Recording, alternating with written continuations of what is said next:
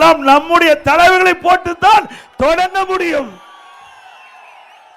அப்படி நம்முடைய தலைவர்கள் உழைத்த உழைப்பு, மக்களுக்கு செய்த சேவை, நாட்டிற்கு போட்ட திட்டங்கள், அதனால் மக்கள் பெற்ற நன்மைகள், அதனால் இன்றைய தினமும் மக்கள் மனதிலே வாழ்ந்து கொண்டிருக்கின்ற ஒப்பற்ற தலைவர்கள் தொடங்கப்பட்டு கட்சி அதிமுக கட்சி.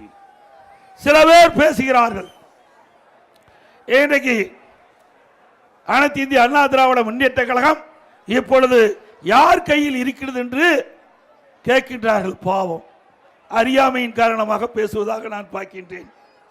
இது கூட தெரியாமல் ஒரு கட்சிக்கு தலைவராக இருக்கின்ற சொன்னால் அவரை நம்பி எப்படி தொண்டர்கள் இருப்பார்கள்?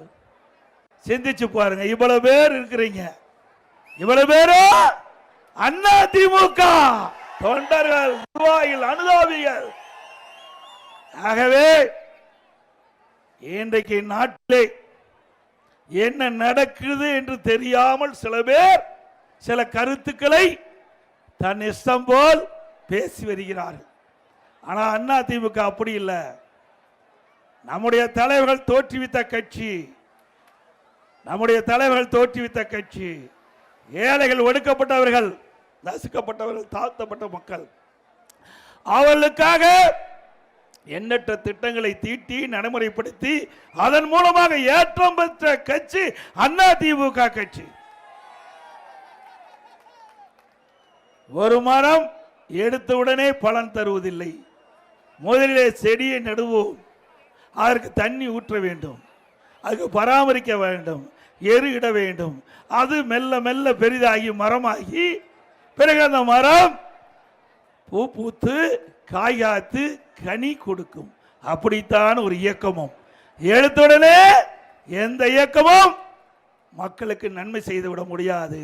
அப்படித்தான் பொன்மனச்செம்மல் புரட்சி தலைவர் எம்ஜிஆர் அவர்கள் கட்சி தொடங்கப்பட்டு 5 ஆண்டு காலம் தன்னுடைய உழைப்பை கொடுத்து ஆட்சியை பிடித்தார்.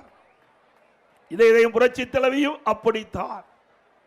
எடுத்துடனே முதலமைச்சராகவில்லை, பல ஆண்டு காலம் மக்களுக்கு உழைத்து மக்களுடைய நன்மதிப்பை பெற்று அதன் மூலமாகத்தான் நாட்டுடைய முதலமைச்சரானார்.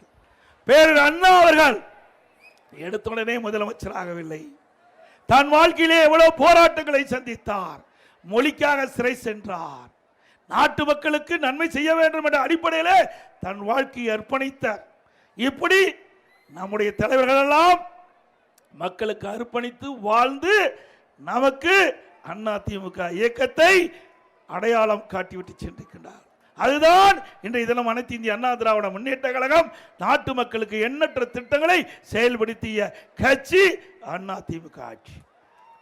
சிந்தித்து பாருங்கள், இன்றைக்கு தமிழகம் இந்த அளவுக்கு உயர்ந்திருக்கு சொன்னால் அனைத்து இந்திய அண்ணா திராவிட முன்னேற்ற கழகம் தமிழகத்தில் 31 ஆண்டு காலம் இந்த மண்ணிலே ஆட்சி.